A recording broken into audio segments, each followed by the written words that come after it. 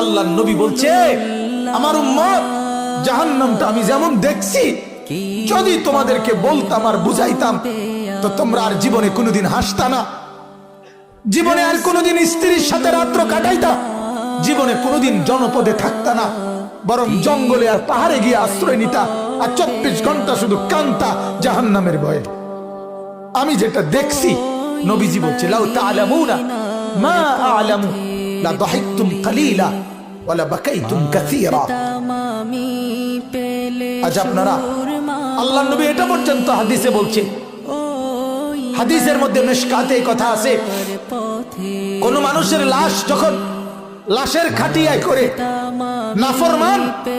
ওই লোকের লাশ যখন কবরস্থানের দিকে নিয়ে যায়, আল্লাহর নবী বলছে এই পরিমাণ চিৎকার করে ওই নাফরমান, যদি কেউ পৃথিবীর কোন মানুষ জীবিত